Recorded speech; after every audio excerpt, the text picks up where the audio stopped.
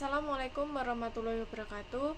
Perkenalkan, nama saya Hanafi Miftahul-Jannah dengan NIM 205211210 dari kelas MBS 7B. Di sini saya akan mempresentasikan hasil observasi tentang Toserba Laris Kartasura. Baik, yang pertama akan saya jelaskan tentang profil Toserba Laris Kartasura. Owner dari Toserba Laris Kartasura ini yaitu Bapak Yohan Kristianto, didirikan pada tanggal 24 Agustus 1997. Toserba Laris mempunyai 2 lantai dan 62 karyawan yang terdiri dari 50 pramuniaga, 10 staf, 1 personalia, dan 1 marketing. Lalu yang selanjutnya dilihat dari aspek pemasarannya. Yang pertama yaitu produk. Secara garis besar, produk yang ditawarkan di Toserba Laris Kartasura ada 2. Yang pertama produk fashion. Dari fashion untuk ayah ibu, remaja maupun anak-anak, baik perempuan maupun laki-laki. Yang kedua yaitu produk bazar, makanan, minuman, peralatan rumah tangga, kosmetik, dan sebagainya. Yang kedua yaitu harga. Toserba Laris Kartasura menawarkan harga yang lebih rendah dan miring. Hal ini dilakukan dengan tujuan untuk menyesuaikan dengan segmen pasar. Yang ketiga yaitu saluran distribusi. Toserba Laris Kartasura berada di Jalan Utama Solo Semarang dan berada di pinggir jalan utama yang memudahkan dalam pengiriman barang ke distributor. Yang keempat yaitu customer service atau pelayanan konsumen. Yang pertama yaitu display atau penataan barang. Penataan barang di Toserba Laris dilakukan dengan sangat profesional. Yang kedua yaitu jumlah produk. Toserba Laris menyediakan produk dalam jumlah yang banyak. Yang ketiga yaitu penerangan. Toserba Laris memberikan penerangan yang sangat cukup. Yang keempat yaitu kebersihan. Kebersihan di Toserba Laris Kartasura selalu dijaga oleh petugas-petugas cleaning service. Yang kelima yaitu pelayanan karyawan. Toserba Laris sangat memperhatikan kualitas dan kuantitas karyawannya. Yang terakhir yaitu parkir.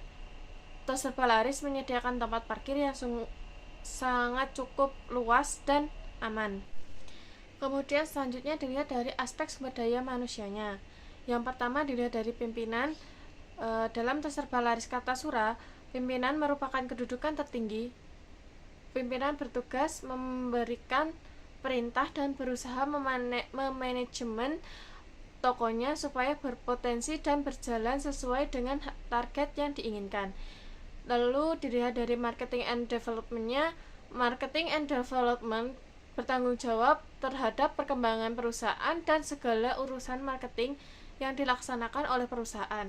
Semua aliran pembelian dan penjualan barang dikoordinir dengan baik sehingga barang yang masuk dan keluar dapat dengan mudah diketahui jenis, jumlah, dan harganya. Lalu dari personalianya, personalia bertanggung jawab dalam memberikan kesejahteraan karyawan dan berusaha meningkatkan produktivitas kerja karyawan, mengatur shift kerja, mengatur waktu cuti, dan berusaha membina keakraban di antara sesama karyawan dan menciptakan rasa memiliki perusahaan di kalangan karyawan. Lalu selanjutnya dilihat dari aspek lokasi. Toserba Laris terletak di Jalan Ahmad Yani nomor 39 Kartasura. Toserba Laris Kartasura terletak di pinggir Jalan Raya Solo Semarang dan bersebelahan dengan Terminal Bus Kartasura yang merupakan pusat keramaian kota Surakarta. Lalu dilihat dari aspek tata letak. Pada Laris Toserba sendiri menerapkan tipe layout grid layout. Grid layout merupakan penataan ruang yang menggunakan rak display yang tertata dengan rapi dan dengan bentuk pola garis lurus. Lalu selanjutnya dilihat dari manajemen rasional. Manajemen rasional merupakan cara bagaimana perusahaan dalam membangun hubungan dengan konsumen. Marketing sangat dibutuhkan oleh perusahaan dalam menjalin hubungan jangka panjang dengan pelanggan agar perusahaan tersebut dapat mengetahui keinginan dan kebutuhan serta mempertahankan pelanggan. Dalam membangun hubungan dengan pelanggan, Toserba Laris Kartasura ini berfokus pada pelanggan, yaitu selalu menyediakan kebutuhan pokok rumah tangga dengan berbagai macam dan pilihan merek agar mampu memenuhi perbedaan selera pelanggan. Selain itu, Toserba Laris Kartasura memperhatikan kualitas produk secara menyeluruh, yaitu melakukan pengecekan tanggal expired setiap produk yang dijual. Pelayanan di Toserba Laris Kartasura sangat ramah sehingga pelanggan yang berbelanja di Toserba Laris merasa nyaman. Adapun faktor-faktor yang mempengaruhi perilaku konsumen dalam melakukan pembelian di Laris Kartasura. Yang pertama yaitu ada faktor kebudayaan.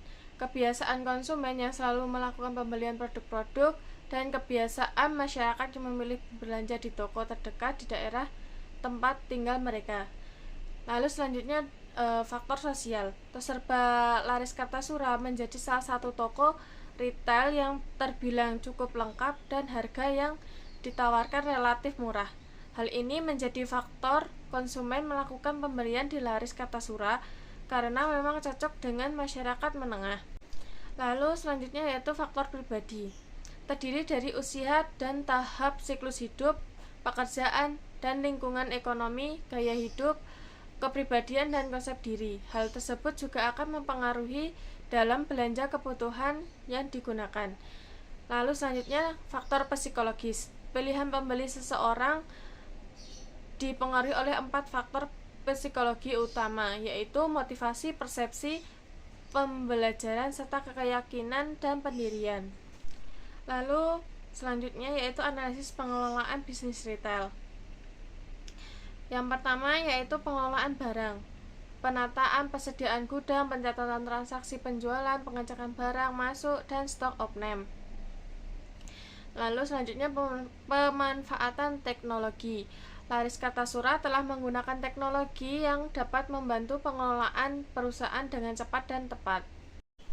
Lalu yang terakhir yaitu kesimpulan. Toserba Laris Kartasura memiliki keunggulan di mana letaknya yang strategis dan berada di lingkungan padat penduduk, serta pengelolaan pemantau stok barang persediaan, memiliki sumber daya manusia dan pelayanan yang ramah, membuat Toserba ini diminati oleh banyak pelanggan. Tempat belanja yang lengkap dan kompetitif, cocok untuk kulaan dan dijual lagi. Namun di samping keunggulan yang dimiliki Toserba ini juga memiliki kelemahan serta tidak ada jendela untuk sirkulasi udara. Masih banyak stok barang yang masih di kardus belum ditata, membuat pelanggan yang ingin berbelanja kesusahan untuk lewat dan mengambil barang yang dimau. Kalau rame, kasir banyak yang kosong sehingga antrian panjang dan menyebabkan kerumunan. Untuk display Toserba juga masih belum tertata dengan rapi. Dari keseluruhan pengelolaan Toserba Laris Kartasura sudah baik, hanya kurang dalam display produk yang masih berantakan dan banyak kardus di depan rak produk. Kemudian saya lampirkan beberapa perbandingan harga antara Laris Kartasura dengan Mitra Swalayan Kartasura. Sekian presentasi dari saya, kurang lebihnya mohon maaf. Wassalamualaikum warahmatullahi wabarakatuh.